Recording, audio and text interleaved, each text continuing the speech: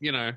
Well, me and Lewis were talking about this like a while ago, but right near the beginning of the pandemic, like the first 6 months, it was really cool at least for me, like I was less like, had my old YouTube system and podcast system figured out. So it was good to have 6, months to really treat that like a full-time job and get the system down. But yeah, it is like now that I'm out doing stand-up and touring, like I was just saying when I was on the road, like it is tough to manage. I even see like the way you guys do it. It's always, you're still putting out like reels and separate TikTok videos. Like, I guess, I don't know if do you systemize it where you're like, I'm going to do 2 of these a week or is it just kind of as you go? It's just always like, I've pretty much given up on YouTube. Lewis does it better. I mean, that's because I've been on the road. It's so hard, as you know, to like turn around stuff while you're on the road. Like I just film every show and upload stand up now. And that's all I can do.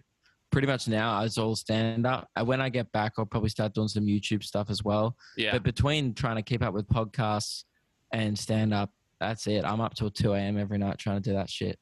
And it's all, that's why you do a lot of crowd work, because you just get a ton of clips and that's the stuff that goes. Also, I don't want to like, burn the material. You kind of have to treat what I've kind of figured out with my stuff. You kind of have to treat your content as like its own little TV channel. Like you need a team of, like, I just hired someone full time to come on board, and Keelan's working part-time with me as well. So there's like, between the two of them, 8 days of work plus the stuff that I'm doing to pump out the amount of content that I want to do. And I'm not touring at the moment, Right.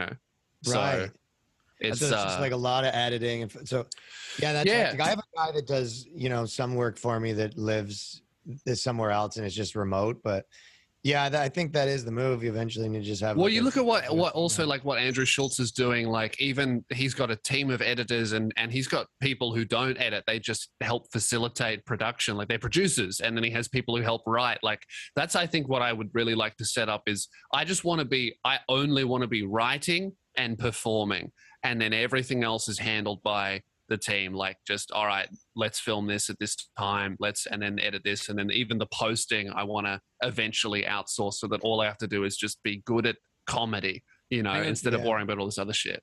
Ryan, do you edit your videos, like your sketches? Yeah, and with the stuff with me, I think there is we make a little bit different stuff. So I don't know, the editing of my sketches is the one thing that I don't think that I could outsource. There is other editing things that I do. Like I have someone that does some clips from the podcast and stuff like that. But as far as sketches, like, cause I'm like it's not that I was a like comedian that started doing videos. Like I've been like a filmmaker forever and, like show ran TV shows. They're so well shot. Yeah. Thanks. Yeah. Thanks. I appreciate that. But the like that, like making video stuff, I've been doing that longer than stand up. Like I was, making sketches and stuff for 20 years me now, too. I guess it would be, right. Yeah, exactly. Yeah. Right. So that like idea that the editing is such a huge component of like sketch comedy. Like even there'll be TV shows where there's like 3 or 4 big TV shows that all of them have the same editor. Like the guy who edited like Portlandia, Key and Peele, like that was one guy. And it was like, it really is like, can we get this guy? It's not like, oh, an editor. Like they're just as much of like a superstar in the production as anything, like especially in certain movies and stuff like that, so the editing, I've only met 2 or 3 editors in my entire life that I've done stuff with where they've showed me and I was like, that's good. And all 3 of those guys were like popular YouTube guys. So there is this thing where it's very hard to meet someone that is like a really talented editor, like at your level, that has all those instincts and all that stuff, that isn't just doing it themselves. That's the thing. If you have a talent, doing comedy yourself is easy. Yeah. We get messages all the time, like from people like, oh man, I watch your videos. I could definitely help you edit. And then you're like, no, you couldn't. No, you couldn't. Yeah. Like you don't realize the shit that hits the floor. Like, because it's like I think even something that almost can't be taught is like the ability to identify funny moments, or like that's something that you need to have almost a natural knack for, that you develop yourself. I think, I don't know if you can give pointers like, oh, comedic pauses are good for this reason, but like, choosing what moments and expressions and silences and music and things to use for what reasons, it's very, very difficult to teach someone else that.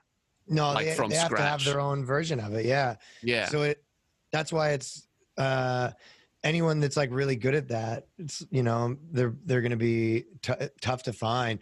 And even then it's like, then if they are really good, a lot of times you probably spend all this time on them, and then after 6 months they leave anyway and go do their own thing, unless you're like really dropping a lot of money, or I think if you're bringing them on the road with you and offering them other things that help them, or I don't know, it's like a tough one. There's also like the DJ thing too, where it's like a DJ's being like, oh, at some point, like maybe I won't produce the music or whatever. And you're like, I don't know that, or is it kind of the whole thing?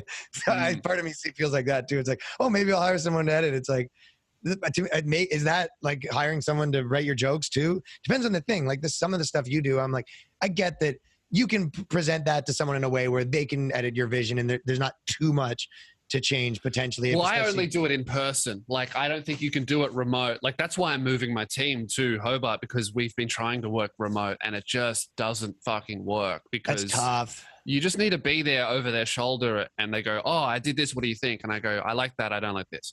Like doing that over fucking email or Zoom is so difficult to do. So yeah, I think like even when I eventually outsource all of the editing, I still always have to clear all the final edits and give notes. I don't think it's ever something that I could just give it to someone and then go, all right, I'll post whatever you send back. I don't think that's possible. Yeah, you are right. That's how you have to do it. You have to kind of have them around and have a little, but then even then it's kind of, now I have like a set schedule that I need to be organizing with people. I don't know. There's no perfect answer, but I want that though. Like, cause if I don't have that, I want someone to go, no, you can't fucking take this call. You need to film a video. And I go, oh yeah. Like that's what I want. Really? I want someone to be my boss so I can just be funny, Someone who's worked with Lewis, that's exactly what I was at the radio station. Oh, hey man, maybe don't do that. Why? Oh, because he doesn't think. Yeah. Ever. He doesn't, like, sometimes he'll rock up and be like, oh man, tomorrow on Friday after this. I'm like, dude, it's Tuesday. What are you doing? Yeah. Like, he doesn't know where he is. I need someone follow me around with a calendar and a little circle that goes, this is what today is. No, you need a brain because it fell out. Yeah, it did.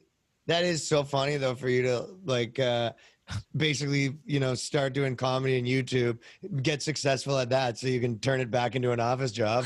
Yeah, absolutely. That's a long way to have an office job. And then touring could be a holiday. Now I do think of touring like that sometimes too, where you're like, you have to think of this as a little bit like stepping away from the work. Yeah, but I just think like if we want to, like if I want to do what you've done, like make it in a country that I didn't live in, you gotta hustle harder than the people who live there because they have a natural advantage, obviously. I just think you gotta work for it. Even just for little things, there's things that you don't even think about. Like, let's say you were going to do a video at a restaurant. I bet you 30 restaurants that you could, you know what I mean? You just, any little thing, you go, you know what? I need a guy who makes this. And you kind of, over your life, you've collected all these things, the way that you have a mechanic or whatever. If your car, you live there, there's just a million of those little things where it's, the only thing you can really try to do is buy your way out of those problems where you're just like, paying more money for everything. But camera guys, like I just start and I don't know anyone. So I have to, find a bunch of people from scratch and figure out which ones you like hanging out with and who's cool to be around and who's on time and all that sort of stuff. Shit. Well, mate, thanks so much for joining us. Yeah, dude, it was good hanging with you guys. I always watch what you guys do and you're killing it. So it's cool.